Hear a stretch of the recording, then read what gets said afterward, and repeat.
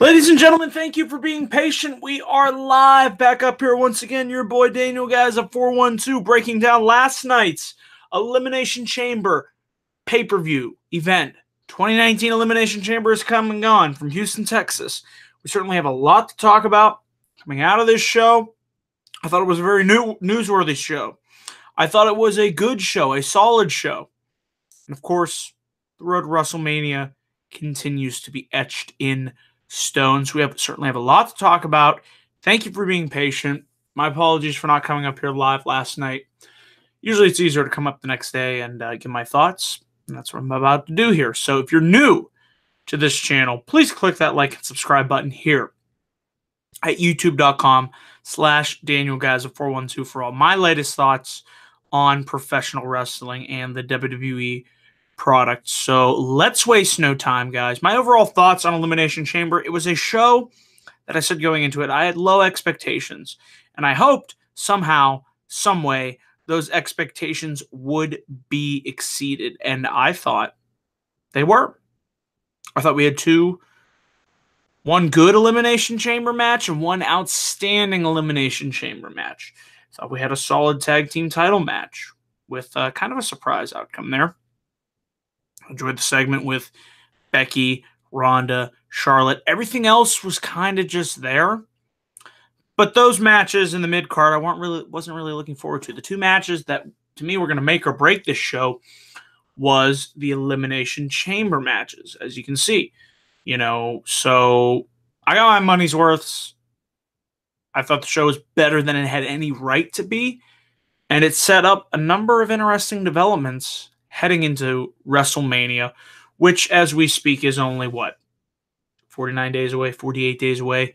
So it'll be here before you know it. I'll be there before you know it. MetLife Stadium, here I come. But, yeah, good show. So let's not waste any further time. Let's dive right into the pre-show, which, of course, featured Buddy Murphy versus Akira Tozawa. Did not have a chance to watch this match, but I'll give you the results here anyway. To the surprise of nobody, Buddy Murphy hit Murphy's Law and Tozawa for the win, so I went 1-0 on my predictions there. No surprise, Buddy Murphy with the win.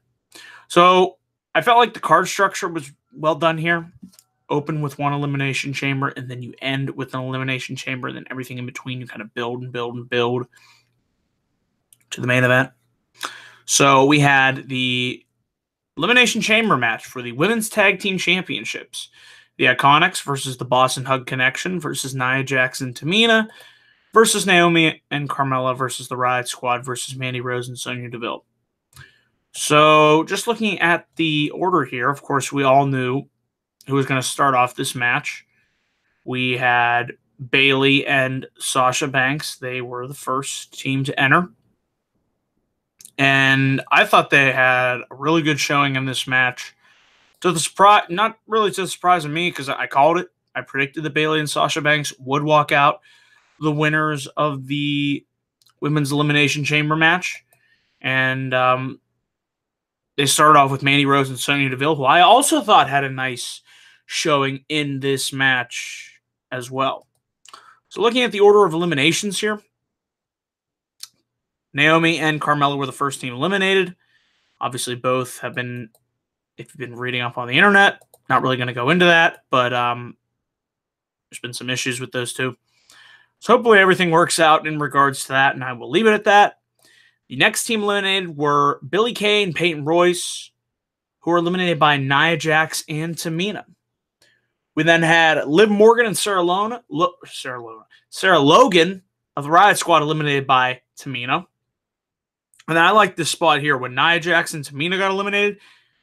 Banks, Bayley, Mandy Rose, and Sonya Deville, they all teamed up on them, took out the two dominant, imposing figures in this match, which realistically, that makes sense. You're going to do that. You want to get them out of the way because they're the biggest threat. And then we have it come down here to Sasha Banks and Bayley versus Mandy Rose, Sonya Deville.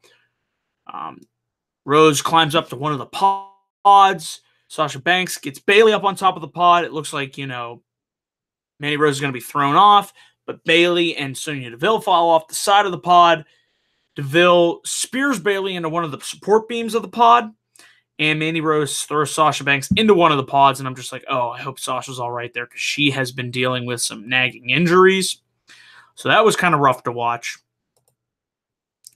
Mandy Rose hits Angel's wings on Sasha Banks, but she kicks out. Crowd's into this. I'm into this. Like I said, the first half was kind of slow. Felt like the match really picked up in the second half, especially once Nia Jax and Tamina got eliminated. I really liked when it came down to Mandy Rose, Sonya Deville, Sasha Banks, and Bayley. So Deville, tried to hit Sasha Banks with the spear, but she moves out of the way and hits Mandy Rose with the spear. And then Banks tries to lock Deville in the Banks statement, but Sasha has the injured shoulder. So instead, she uses the leg of her arm to lock in the Banks statement, and Sonya Deville taps out, and you're winners. And new, I'm not going to say inaugural because we have had WWF Women's Tag Team Champions in the past. So the sixth team well, that's not true. Let's look back at history here. The first ever WWF Tag Team Champions, Women's Tag Team Champions, were Velvet McIntyre and Princess Victoria. And then at Velvet McIntyre and Desiree Peterson.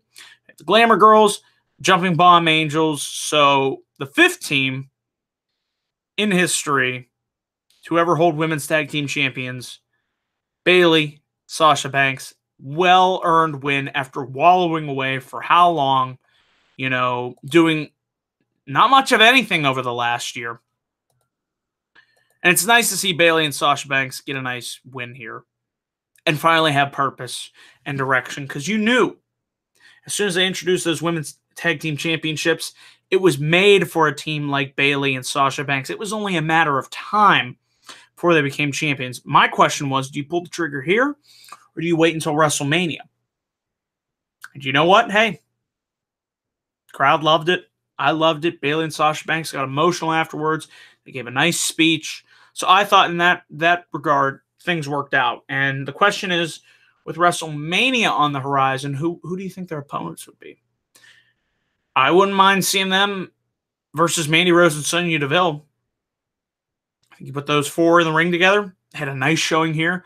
They could have a nice undercard match at WrestleMania 35 at MetLife Stadium. We'll see. We'll see what the future holds, obviously, with Raw tonight and where that goes. But yeah, I really enjoyed this opening match. We then had our SmackDown Tag Team Championship match. Shane McMahon and The Miz, who tonight The Miz, joined by his lovely wife, Maurice, announced that they are having another baby. So baby number 2 for The Miz is on the way. They took on the team of Jimmy and Jay, the Usos. Solid tag team match here. It went about 14 minutes and 10 seconds. So I thought a nice length here for this match. Just enough time. Usos are my favorite tag team in the WWE. And just the way their chemistry, their timing is impeccable. They just work off each other so well. I like the spot where Jimmy was first hit by the coast to coast by Shane McMahon. He set up another coast to coast, and Shane dove, and Jay hit the super kick on Shane in midair. Later on in the match, Miz DDT Jay Uso, who kicked out at 2. Both Usos were thrown out of the ring. It looks like Miz clears off the announcer's table. Shane goes to hit the elbow drop on Jay Uso, although he missed. He didn't hit him. The way they shot that, he didn't even come close. I'm just like, oh my goodness. But it was still great seeing Shane do that elbow spot, but he didn't come anywhere close. So Miz hits skull-crushing finale on Jay Uso. Goes for a cover, and Jay rolls Miz over in a crucifix pin. And the Usos are now your new tag team champions. I believe I predicted the Usos would win. I was going back and forth. Would they do it here? Would they wait till Fastlane? And, after the match, Miz and Shane, they just have this look of, they couldn't believe they just lost. And Miz helped Shane outside the ring, up the ramp. And then later on in the night, backstage, we have The Miz and Shane McMahon in the trainer's room. They're talking to each other, and, Shane's just like, you got to calm down, Miz. is getting all worked up. He apologizes and just starts throwing stuff around. And Shane tells Miz, go home, cool off. We'll talk about this on Tuesday night. So like I said, I thought this was a solid tag team championship match. And was really surprised to see the Usos pick up the win here. I didn't think they would get that win until Fastlane. But with rumors of their contracts being up, maybe this entices them to stay. I don't see them going to AEW. I just really don't. But what I would like to see at WrestleMania, you got the Revival as your Raw Tag Team Champions. You got the Usos as your SmackDown Tag Team Champions. Title unification, because I believe those titles should be unified. There's just a lack of depth, particularly on the Raw side of things. I feel that could easily be fixed. You have women's titles and men's tag team titles. You don't need two sets of men's tag titles. You honestly don't. So you do the Revival versus the Usos. Give them 15 minutes at WrestleMania. They would tear the freaking house down. And that's a match that I would like to see one day. Revival versus the Usos. But will it happen? That's just a little fantasy book in there. But that's really all I have to say about the tag team match here. We then go to our next match here on the card. Finn Bálor defeated Bobby Lashley and Lio Rush in a handicap match for the Intercontinental Championship. I couldn't believe that Finn Bálor got the win here. I was shocked. I thought for sure, they're saving that win, that big win for Finn. He didn't win the Universal Championship. He had a hell of a showing. Excuse me here. Against Brock Lesnar. I thought somehow, some way, there's going to be some shenanigans with this being a handicap match. To be honest, I didn't watch this match. I'm going to have to go back and watch it. Can't tell you if it was good or not. I'm just going to discuss the outcome here. So like I said, Bálor hits shotgun dropkick onto Lio Rush, and he hits the coup de grace on Lio Rush for the win. And it's just like, he didn't pin Lashley. And after the match, Lashley laid out Lio Rush with a spine buster. And I have not been a fan of Bobby Lashley's run in WWE. I just feel he's really bland, boring, and he doesn't do anything for me. I'd rather watch paint dry or grass grow. But I wouldn't have split him up with Lio Rush. I mean, Lio, is a good talker, and he does add something to Bobby Lashley and his character. So just if they're going to split them up, to me that just doesn't do anything for Bobby Lashley as it is. Like I said, it's not like his run has been lighting the world on fire. So who knows where this is headed. Happy to see Finn win the Intercontinental Championship. Question is, what type of reign does he have as Intercontinental Champion? But it is nice to see Finn finally win a title here on the main roster. And don't be surprised if the U.S. title and the IC title switch places, because if Finn's holding that title, that'd be a great way to get him over to SmackDown Live come Superstar Shakeup time in April, which I believe it is April 16th. April 15th and 16th. So there you go. We'll see. We'll see what the future holds. Then had Charlotte Flair come down. She cut a nice promo here, getting that good heat, talking about attacking Becky Lynch at a house show the other night, where Becky tried to lay her out, but Charlotte, of course, attacked the damaged knee. And Flair said when she looks in the mirror, she gets the only approval she needs. And she says she's going to sit front row to watch this Raw Women's Championship match between Ronda Rousey and Ruby Riott. This match between Ronda Rousey and Ruby Riott, it only went a minute and 40 seconds. So that was disappointing to see because I'm a fan of Ruby Riott. I think she's got great potential. She's a good worker. Just needs an opportunity. And I was hoping maybe this match would go 5 minutes. If this is what they were going to do, I'd rather they just not have done the match at all. You could have just had Charlotte come out, maybe did the segment from here, calling out Ronda, and then everything else that transpires. It's kind of disappointing to see Ruby Riott sacrificed in this manner. But Rousey taunts Flair with the title. Flair gets right in the ring. They stand face-to-face. Of course, the scheduled match is going to be Ronda Rousey versus Charlotte Flair. And then Becky Lynch runs through the crowd. She's got her crutches in hand. She's struggling. She gets in the ring. Now, the one thing that didn't make sense about this to me is Becky Lynch is suspended. So where was security? Where was Vince, Triple H, and Stephanie? And they don't want this woman on the show. Why didn't security stop her as soon as she got in the ring? That didn't make much sense to me. So yeah, Lynch gets in the ring. She tosses one of the crutches at Flair and starts beating the shit out of her. She beats the shit out of Ronda Rousey. And Ronda gets busted open in the head. I hope she's all right. Becky was just swinging those crutches left and right. And she's eventually, security gets down there. Took them a while. I'm like, what the hell is taking them so long? And escorts the man from the ring. So I still think this is setting up for a triple threat match. We'll have to see what happens. I was surprised to see Becky back this soon. I don't think we'll see her on Raw or SmackDown because you got to be careful here. You don't want to overexpose Becky Lynch. I would have her on Raw going forward. I wouldn't have her on both Raw, SmackDown. You had seen her on the Chamber. It's like sometimes too much of a good thing. Sometimes too much is a good thing. So you want to be careful with how you book Becky here heading into WrestleMania. And I still think it's going to be a triple threat. We'll see. I would still love to see Becky and Ronda one-on-one. There's a number of different scenarios they can go in here, but it looks to me like they're building towards a triple threat match at WrestleMania. No disqualification match. Braun Strowman versus Baron Corbin. Easily my least favorite match of the night.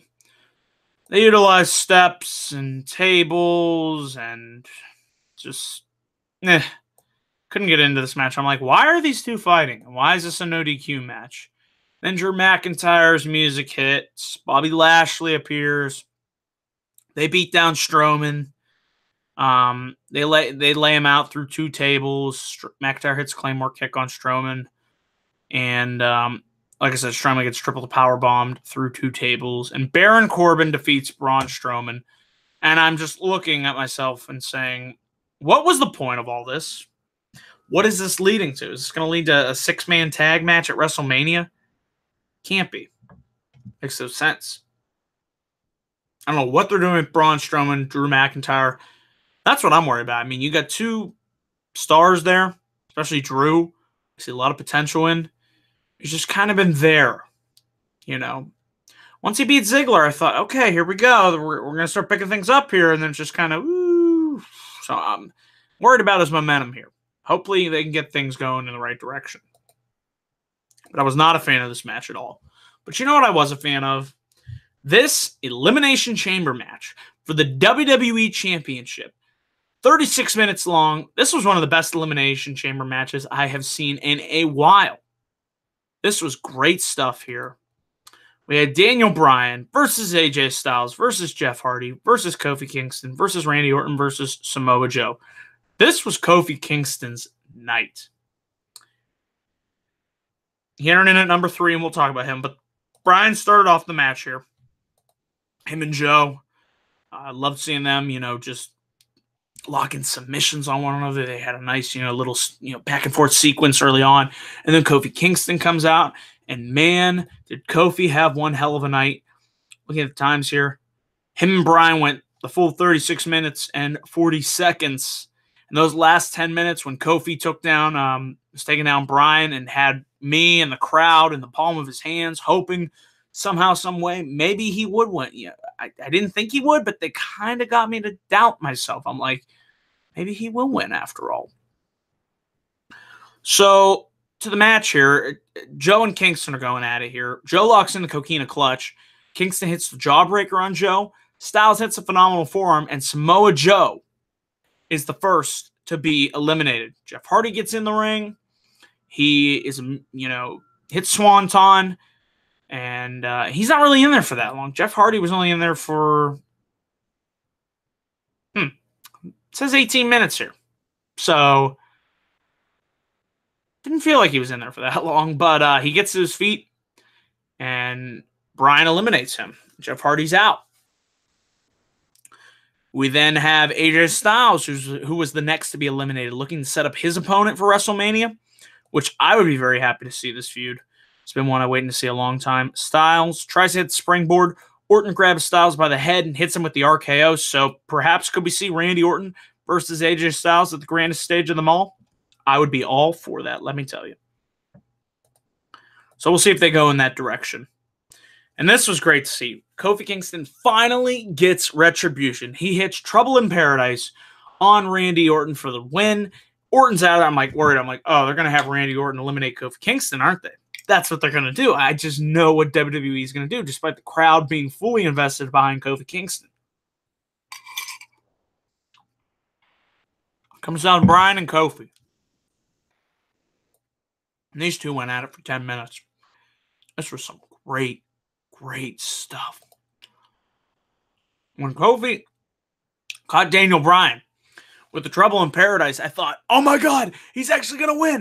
Then Bryan locks in the label lock. Kingston gets to the ropes, although I thought there were no rope breaks in an Elimination Chamber match. Whatever. Bryan climbs to one at the top of the pods. Kofi follows. He slams Bryan's head into the plexiglass, banging it off there. He tries to suplex him off. Bryan reverses and slams Kofi's head into the glass. He tries to go for a suplex of his own. Kingston, fights out of it, and he boots Bryan off the top rope. Kingston misses a splash off the pod. Bryan hits the running knee, the second one in the match, and Kofi Kingston comes so close to winning that WWE title. He had a career performance in this match, probably his best night in WWE. He got the main event of pay-per-view. And Xavier and Big E come out. They consult Kofi, console him. Crowds chanting his name, and that's how we close and go off the air here. So Daniel Bryan is still your WWE champion. The question is, who will Bryan's opponent be heading into Fastlane and WrestleMania? One scenario that I heard on Busted Open Radio this morning that Bully Ray laid out, we do a triple threat match. They're talking about WrestleMania. I think for Fastlane, I could see this happen. I would love to see this happen. Kofi Kingston versus Mustafa Ali versus Daniel Bryan for the WWE Championship. Think about it. Mustafa Ali has a bone to pick. Kofi, you took my spot. I was supposed to be in that gauntlet match. I was probably supposed to be the guy, that was going to go the distance here in the Elimination Chamber. So you know what? You and I have unfinished business. I pinned Daniel Bryan. Therefore, I should be the one to face Daniel Bryan. Kofi could also make the argument he pinned the champion in the gauntlet match. Went the distance last night in the Elimination Chamber. Boom, everybody's got a bone to pick. That triple threat match would be awesome to see take place at Fastlane. You want to give us a stellar match on that show? Daniel Bryan versus Kofi Kingston versus Mustafa Ali. And guys, that was Elimination Chamber 2019. I thought the two Elimination Chamber matches were great stuff. I enjoyed the tag team match, and everything else was just kind of there. But there was enough on this show, stuff that I wanted to delivered, and that is why I'm giving this show a B+, a solid B+ for Elimination Chamber 2019. I'll say thank you all for watching this video. Be sure to click my like and subscribe button here on youtube.com/DanielGuyza412 for all my latest thoughts. Be sure to follow me on Twitter at DanielGuyza412 for all my latest tweets. Be sure to check out Facebook.com/DanielGuyza1994. So links will be down below in the description box. Leave your comments down below for what you thought of Elimination Chamber. Be sure to participate in my Elimination Chamber poll, which can be found at DanielGuyza412 on Twitter. If you liked the show, give it a thumbs up. If you didn't like the show, give it a thumbs down. And checking right now, since I mentioned it, let's see what the poll results are. 15 of you voted, 73% thumbs up, 27% thumbs down. So you guys agree this was a good show. So, yeah, that does it for this video. I will be back up here for my live Raw reviews. They will be returning Monday night, going forward at least until, WrestleMania concludes. Live Raw reviews are back here immediately following Raw. So be there, 11:05. We're going live here on YouTube. And I always enjoy you guys watching. Thank you for all the love and support you guys have shown this channel as we continue to grow. Hope to get to 500 subs down the line. That's my new goal. Got to have goals in life, and that's one of them I hope to hit. So thank you all for watching this video, guys. Until then, I will catch you guys in my next video. Take care.